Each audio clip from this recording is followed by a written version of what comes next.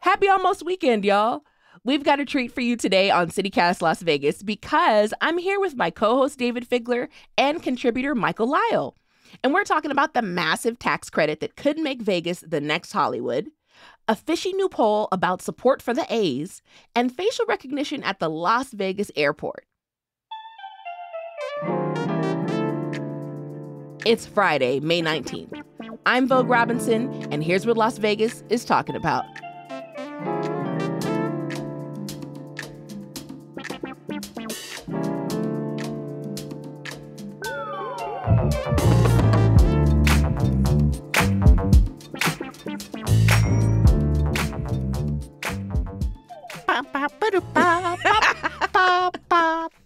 Nailed it. Just like that. Note for note. Good morning, Michael and Dayvid. How are y'all doing? Good morning. I'm looking forward to treats. Definitely. Treats to my door. We are the treats. And they're, what's the candy? First they're sweet, then they're sour. Sour Patch Kids. These are Sour Patch Kid sweets. Yay. So That's let's us. start. Let's start with the first one. Michael, they're saying, Vegas could become the next Hollywood. And the comparisons always make me a little sick to my stomach. But can you tell us why people are saying that? Yes. So this week at the legislature, they dropped a bill that would give, over the next 20 years, almost a $5 billion tax subsidy to film industries, including Sony.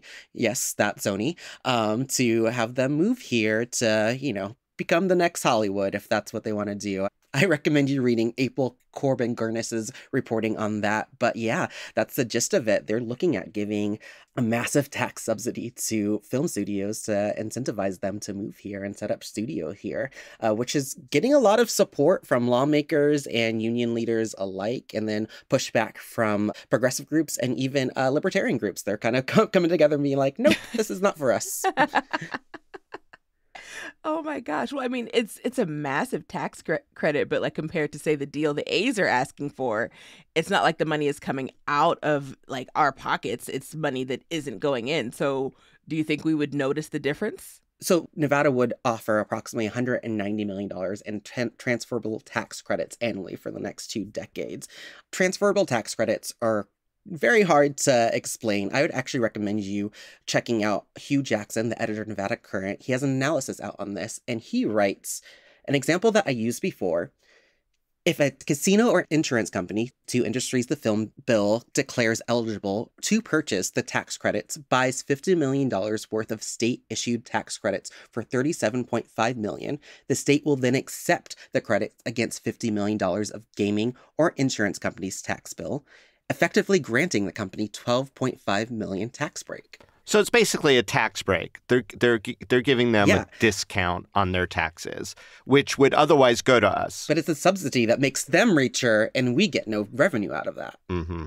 So that's, the state would be taking in no revenue, but a film company already worth billions of dollars would be getting richer. Yeah. So it's basically deferring or forfeiting money that we would otherwise get if they were a normal business that didn't have this transferable tax credit program in place.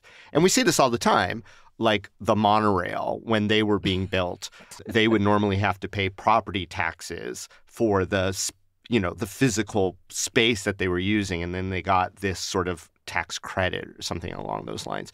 So it really is an ethereal loss of revenue for someone who may or may not be in our community. I think that's kind of where it falls down. So we're saying we want you here, and we want what you're doing so much that you're not going to have to pay the same taxes that other people would have to pay. I think that's the most basic way to describe it. So us not taking that money in, okay, so we're just giving up revenue to attract filmmakers to come here and create their films. So what do y'all think is like the main benefit, since we're not getting the regular straightforward money from the larger companies? What kind of revenue do you think we'll be able to generate as a result of more films being made here in Vegas? They have offered some job projections on this, whether it's 10,000 construction jobs and 10,000 indirect jobs. However, Job projections have always been overinflated. We saw that with the Allegiant Stadium, them projecting so much and them not even using a quarter of what those projections are, around a quarter of what those projections are. Job projections are always an idea, an aspirational, a selling point that never really materialized to what they could be. So that's one of the sticking points of this. And another thing they're saying is, hey, we have all films filmed here, all these films with Vegas logos and signs that's going to boost tourism. You know what Nevada already does really good? Tourism. So that's not their selling point. And not all those movies make Las Vegas look particularly good. Let's be real about that. It's not like we would also get... Hey, respect for Con Air. It's not like, well, it's not like we would get editorial control over the messaging about Las Vegas in said films. That is very true. I'm going to say on the other side, though, there is a legitimate argument that Las Vegas and Nevada, in broader sense, is a good place for filmmaking.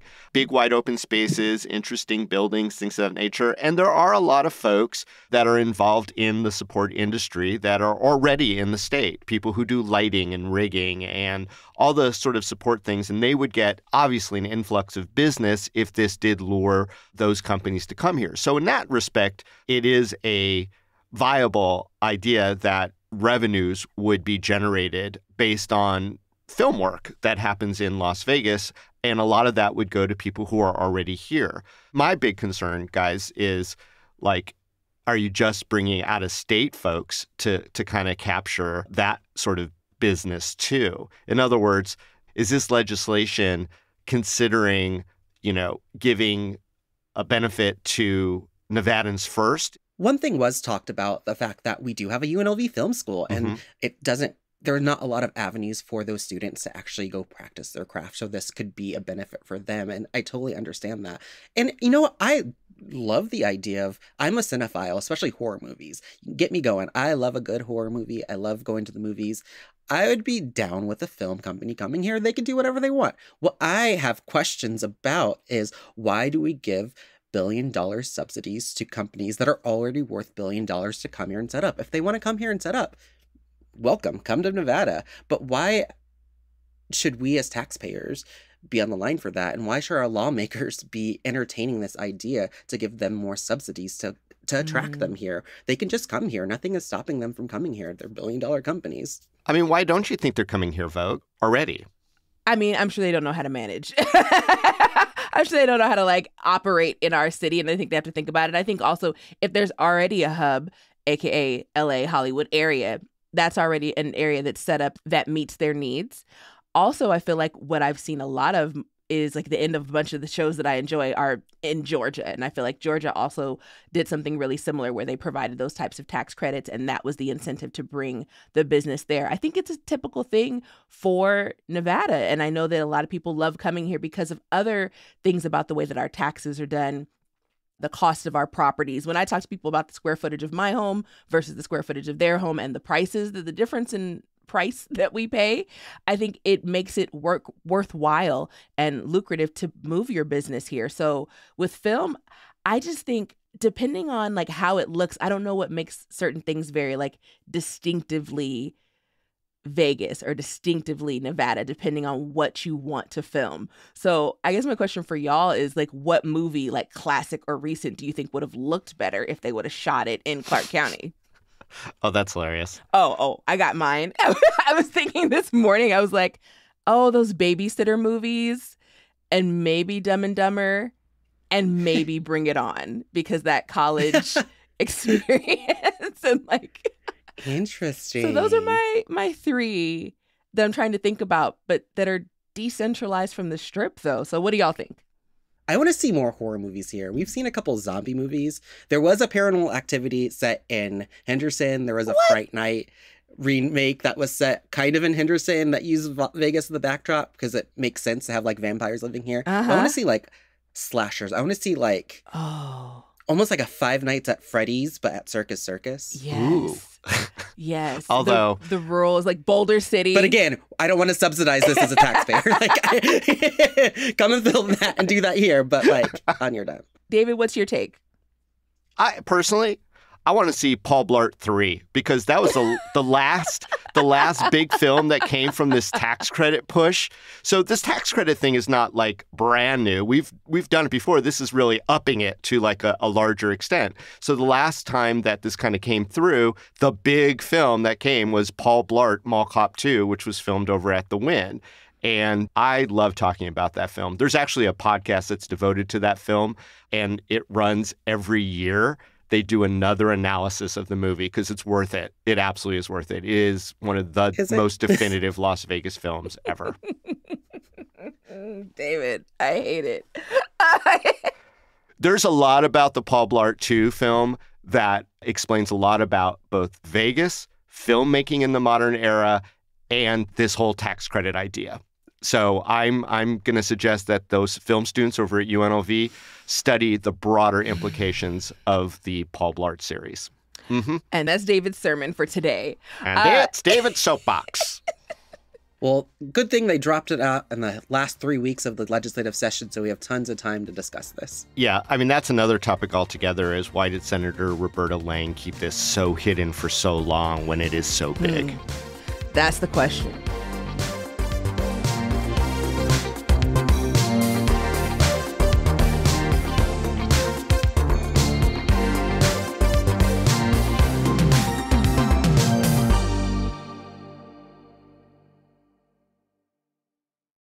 Let's talk about other big things that are coming.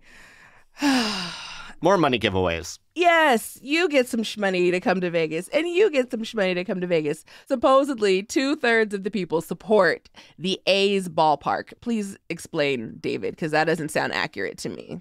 So it's part of the publicity drive, and this is standard issue way to gin up support in the legislature is to start with all sorts of, bright and sunny interviews about how great it's going to be, and then they back it up with polling. And then I'm sure right around the corner, Jeremy Aguero is going to tell us how many jobs in economic benefit is going to come through his asterisk-driven economic analysis that seems to accompany every project that wants to come to Las Vegas and do these sorts of things. So bottom line, the Mellman Group, which is a reputable polling company out of D.C., they've done a lot of work in Nevada elections over the years, were hired by the A's to poll people in Clark County. They say they found 700 Clark County voters, and they put out a press release that said the analysis of that data suggests that 2/3 of those Clark County voters polled by their text phones to answer a bunch of questions via text support the A's ballpark.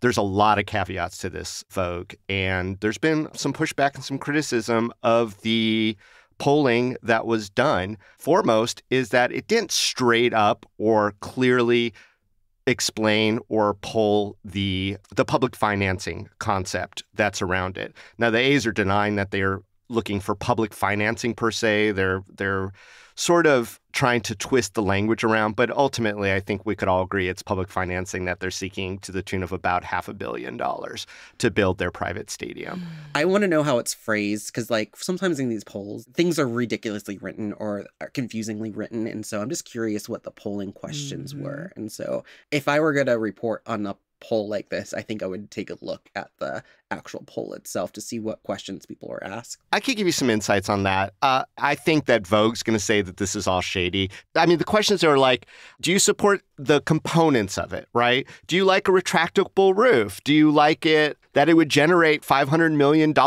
in income for small businesses and things like that? I mean, Can you find me the public funding question on that poll? That's what I would love to hear. Let's look at it this way. They're claiming that they gave the best argument for the opposition and the best argument for its support before they started the poll, right? Or that they started with just generally speaking, do you support the A's moving to Las Vegas? And there was general support. And I think that that's accurate. I think there is general support of any new big sports team coming to Vegas at this point. People like that, generally speaking. Then they threw in, here are the good reasons for it. It doesn't require any new taxes, and it's going to generate $500 million worth of revenue and taxes in our community and all this good stuff. And then here's the opponent's view. And then they said we shouldn't be giving, public money to a private billionaire who just lives in another state and wants to take all our money, and that money could go to better things. So they told the people that. So, I mean, that's fair. They just didn't frame it in a way that was clearly like the 800 people poll that the Nevada Independent commissioned, which was, are you for public financing or not? So they asked questions like, do you like that there might be an entertainment district? And people are like, yeah. Do you like that there might be a retractable roof? Yeah. Do you like that it might generate all this income? Yeah. That sort of thing. What they didn't ask were like questions like, would you like any other team but the A's to come? Do the A's stink so bad that you will still support them? Stuff like that. You didn't get those poll questions. Okay. So here's your bias, Dayvid. You just don't want the A's. It's so Oh, interesting. well, I mean, they are the worst team possibly in the history of baseball. I'm just saying. Well, I noticed that a popular Las Vegas anonymous Twitter account called out the Sun reporter for tweeting the survey results out uncritically. So, Michael, what responsibility do you think the media has when reporting on issues like these? This actually goes back to the film tax credit, too, and all these things.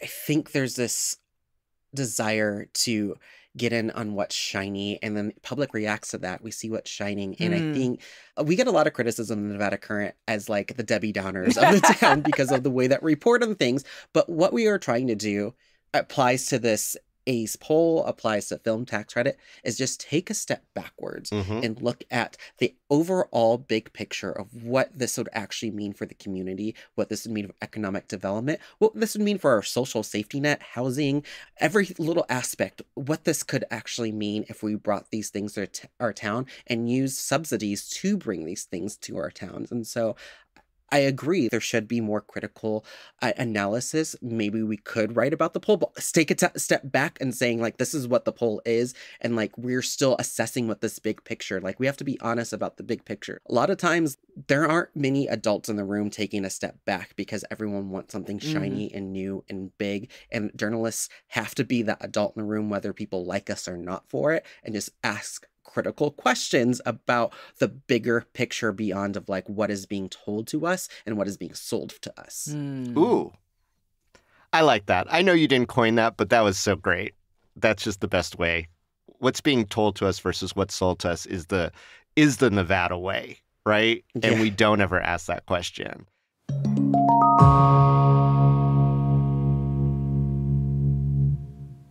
So let's travel. We're going to travel to the next topic. So the Las Vegas airport is testing out a new facial recognition technology, and it's literally it's the future. So let's talk about it. So TSA sees 2.4 million passengers daily. So that's a group of people. And if you've ever stood in a line to wait to be seen and you pull out your stuff, take off your shoes, get through the lines, it's a whole entire process made much slower as a result of all the new elements of security. Retired TSA official Keith Jeffries said that the pandemic really accelerated the creation and implementation of this program, in which essentially people would take out their own IDs, place it on the scanner, get their face scanned, and then once their face is scanned, the TSA agent would confirm what the machine confirms, and then you'd be able to go through. And it's supposed to speed up the process. TSA says that they delete your biometric data after 24 months. The camera only turns on when a person puts their ID card on the little scanner, so it's not randomly gathering images at the airport. And it says that they're giving people the option. People can opt out of having their biometric data scanned in. Other critics are saying that, okay, but if you opt out, doesn't that make you feel like, oh, the federal government's now going to put you on a list? It's like, oh, Vogue refuses to comply. Vogue doesn't want us to scan. Like, Vogue, why don't you? If you haven't committed any crimes, why don't you want your information on file? And it's like, because it's my information. And a lot of people are saying that it's a stressful and an anxiety-ridden time. Like, I tend to have a bit of anxiety at the airport. And the other really big part of why people are opposed to this is that the facial recognition stuff can't tell one person of color from the other sometimes, just to keep it per usual. So basically, unless they have the good technology, the systems will not scan faces properly, and it won't be able to actually distinctively tell who is who. And they probably need some more people of color working in those departments to help with the facial recognition software. So those are kind of the pros and the cons as I've kind of did my little notes, but I'm curious for y'all because I have so many feelings. But Michael, do you have any concerns with your biometric data being used at the airport? Like, would you opt in or opt out? It's funny. I believe I actually did that on a recent trip, and I didn't even think about it. I'm already in, baby. I did not even think about it, but now, like, I have anxiety. Thanks, Vogue. I'm sorry. For my next upcoming trip. I just didn't even think about it. I feel like I always have, like, stress and anxiety when in general of, like, am I get through this gate in time? If, like, even though, like, I get there super early, like, still this anxiety in general. And so by the time I'm stepping up to TSA, like, I'm not even thinking about privacy issues with, like, my biometric scans, but now I sure am, so thank you. I do get the concerns about data collection and privacy violations, and then, like, that's a whole thing around AI in general. Like, it's been terrible with, like, detecting skin tones, even though I am, like, a lighter skin black dude. Like, sometimes I see that happen, like, in certain readings whenever I'm, like, using the automatic faucet, and so this is going to give me a lot to think about. Now I have more anxiety. I've already done it, so should I just keep doing this now? That's my question for you. Because now, like, if I'd known this beforehand, I probably would at least consider opting out because of the data privacy concerns. And I feel like if something is hacked, like if a human being created it, then a human being can hack it. And even there's certain password protection programs that people can still hack into. And so it's just like, I guess we're really never safe. But Dayvid, what are your thoughts on this? Facial recognition technology doesn't have the best reputation. Besides some of the racial biases that were just mentioned, it sometimes just gets the wrong people. And what are they looking for? That's the better question. Like, are they looking for international terrorists, or are they looking for people who have skipped out on markers at the Las Vegas casino and now they found them?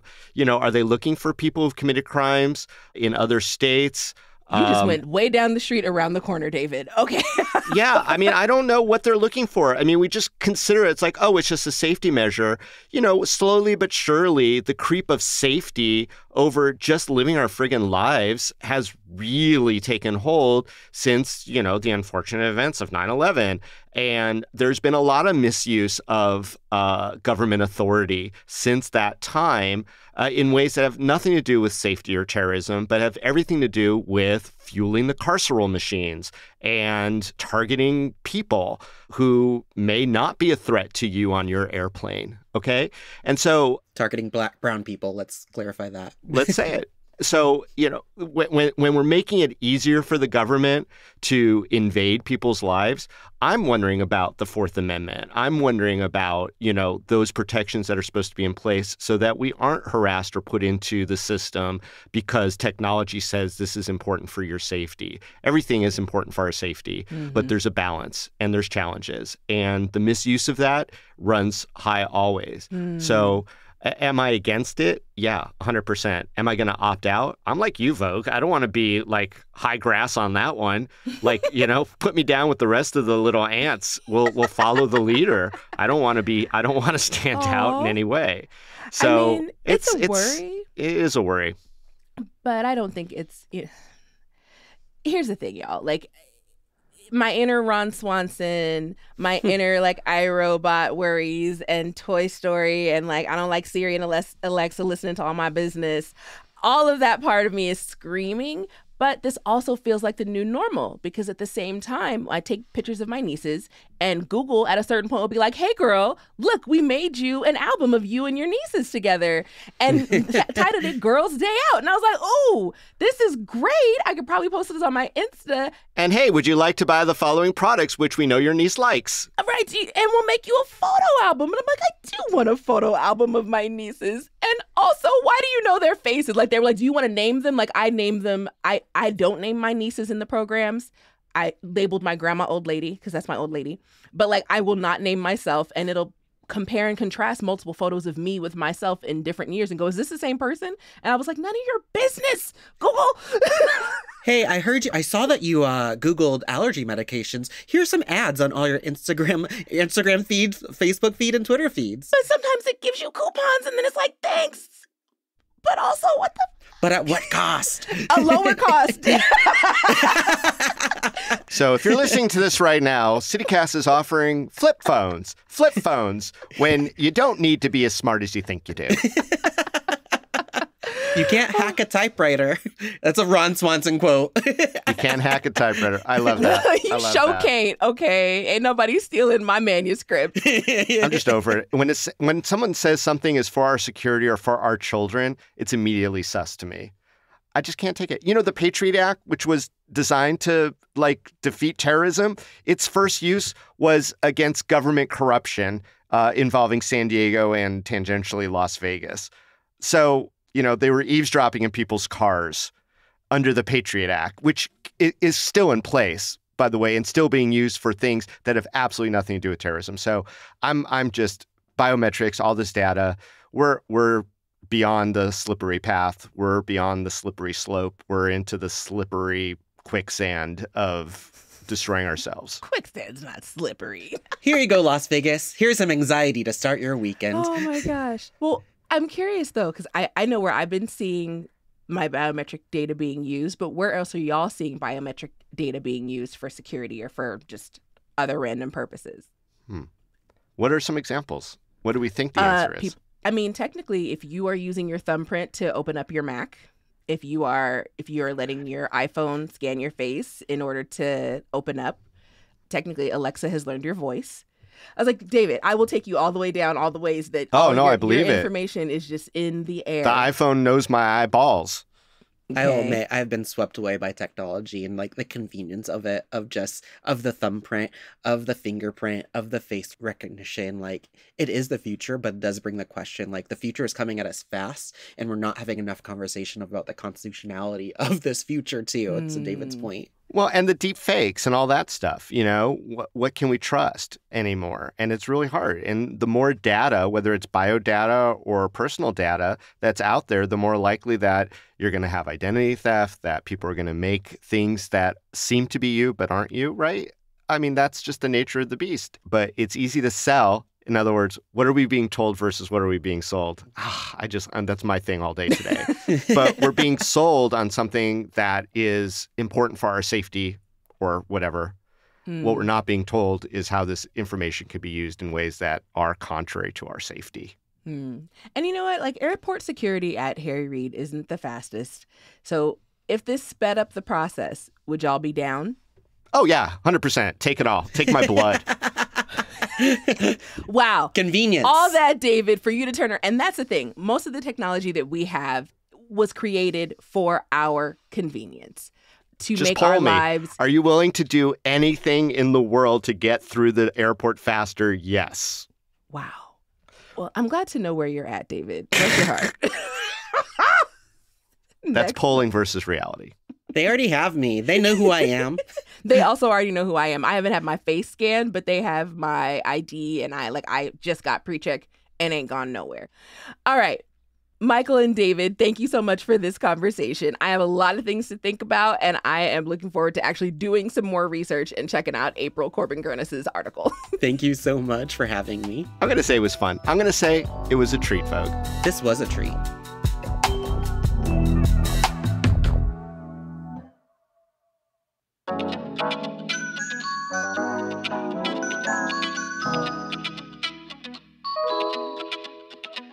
That's all for today here on CityCast Las Vegas. Our producers this week were Sonia Cho Swanson, Layla Muhammad, and Lizzie Goldsmith. Our newsletter editor is Scott Dickensheets, and our hosts are Dayvid Figler and me, Vogue Robinson. Music is by OG Moose, All the Kimonos, and Epidemic Sound. We record this show on the traditional homelands of the Nuwuvi, the Southern Paiute people. If you enjoyed the show, go ahead and tell a friend, rate the show, leave us a review, and subscribe to our morning newsletter. We'll be back Monday morning with more news from around the city. Take care.